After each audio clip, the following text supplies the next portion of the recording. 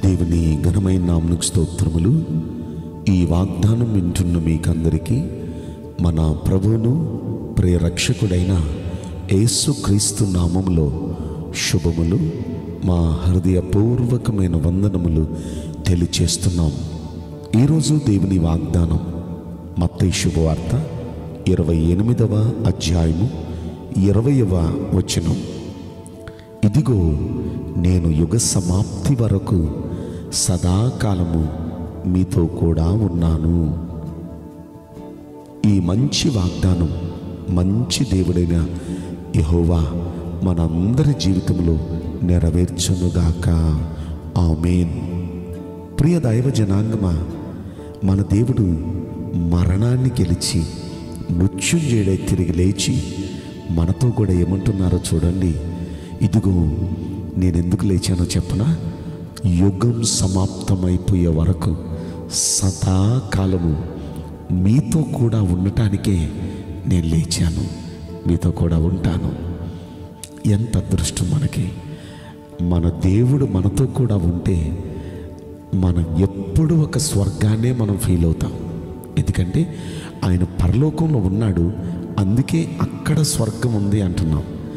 ఆయన మనతో కూడా ఉంటే ఇంట్లో ఒక స్వర్గాన్ని ఎంజాయ్ చేస్తాం. మన వ్యాపారం దగ్గర ఉంటే అక్కడ ఒక స్వర్గం, ఉద్యోగం దగ్గర ఉంటే ఉద్యోగం దగ్గర స్వర్గం, చదువు దగ్గర ఉంటే అక్కడ ఒక స్వర్గం,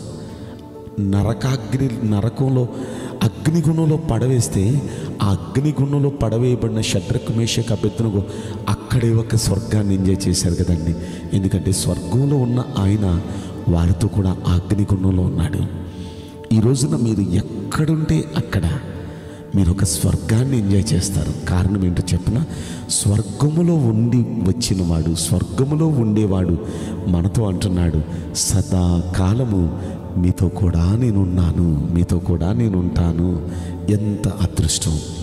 ఆయన మనతో ఎప్పుడు ఉండునుగాక. ఆమేన్. ప్రియ దైవ జనాంగమా, ఆయన ఉంటే ఎలా ఉంటుంది పరిస్థితి? ఏంటి, మనకేం జరుగుతుంది? ఆదికాండం 28వ అధ్యాయంలో 15వ వచనంలో యాకోబుతో ఒక మాట అంటున్నారు. భయంతో వెళుతున్నాడు, ప్రయాణంలో మావింటికి వెళుతున్నాడు. ఎలా ఉంటుందో అక్కడ పరిస్థితి తెలియదు, టెన్షన్. ఇప్పుడు ఈ టెన్షన్లో వెళుతూ ఉంటే దేవుడు ఆయనతో మాట్లాడుతూ అంటాడు, ఇదిగో నేను నీకు తోడై ఉన్నాను, నీవు వెళ్ళు ప్రతి స్థలంలో నేను నిన్ను కాపాడుచు నిన్ను ఆశీర్వదించేదను అంటున్నారు. అంటే ఇప్పుడు దేవుడు యాకోబుకు తోడుగా వెళుతూ అంటున్నారు, నేను నీతో కూడా వస్తున్నా. ఎందుకో చెప్పనా? నువ్వు వెళ్ళే ప్రతి చోట నిన్ను కాపాడటానికి, నిన్ను ఆశీర్వదించటానికి. వింటున్నారా? ఆయన మనతో కూడా వస్తే మనం వెళ్ళే ప్రతి చోట, ప్రతి ప్రయాణంలో ఆయన మనల్ని కాపాడతారు. కాపాడటమే కాదు, ఆయన మనల్ని ఆశీర్వదిస్తారు. ఆయన ఎలా కాపాడతారో చెప్పనా?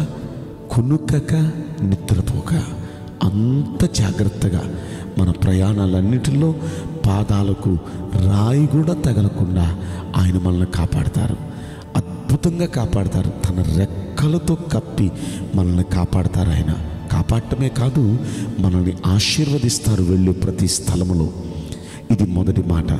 ఇక రెండవది, 2వ రాజుల గ్రంథం 18వ అధ్యాయంలో 7వ వచనంలో మనం చూస్తే అక్కడ హిజ్కియా అనే రాజుతో ప్రభు తోడుగా వెళుతున్నారంట. యెహోవా అతనికి తోడుగా ఉండెను, తాను వెళ్ళిన చోటెల్లా అతడు జయం పొందెను అనే మాట మనం చదువుకున్నాం. అంటే దేవుడు హిజ్కియాతో కూడా వెళ్ళుట ద్వారా హిజ్కియా వెళ్ళిన చోటెల్లా జయం పొందుతున్నాడు. అపజయం తెలియదు అతనికి. ఈ రోజున ఆయన మనతో కూడా వస్తే వెళ్ళు ప్రతి స్థలములో మనం జయం పొందుతాం, అపజయం ఉండదు. ఇక మూడవది, ద్వితీయోపదేశ కాండం 2వ అధ్యాయంలో 7వ వచనంలో ఆయన అంటారు, యెహోవా మీతో కూడా ఉండును, మీకేది తక్కువ కాదు. ఆయన మనతో కూడా ఉంటే మనకేది తక్కువ కాదండి, అంత సమృద్ధి.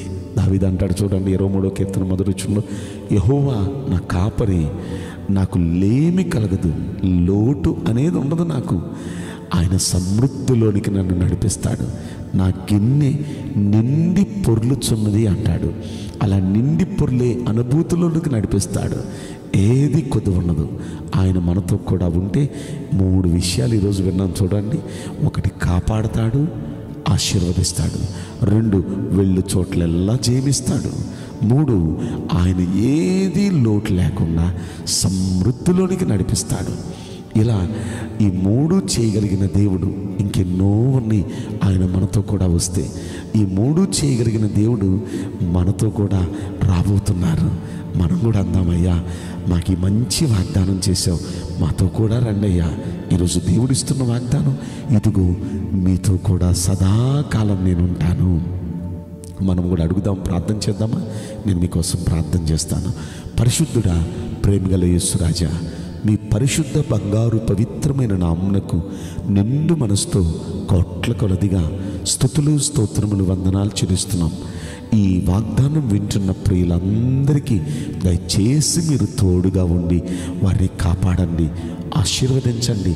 వారి పనులలో, ప్రయత్నాలు జయమివ్వండి. సమృద్ధిలోనికి, పొంగి పొర్లే అనుభూతుల్లోనికి నడిపించమని, నీ బిడ్డలందరి పక్షాన దయచేసి వాగ్దానం నెరవేర్చమని ఈ కొద్ది మనవులు నజరుడైన యేసుక్రీస్తు ప్రశస్తమైన నామములో మిక్కిలి వినయముతో ప్రార్థించి బ్రతిమలాడి వేడుకుంటున్నాం ప్రియ పరలోకపు తండ్రి. ఆమేన్. May God bless you all. Thank you.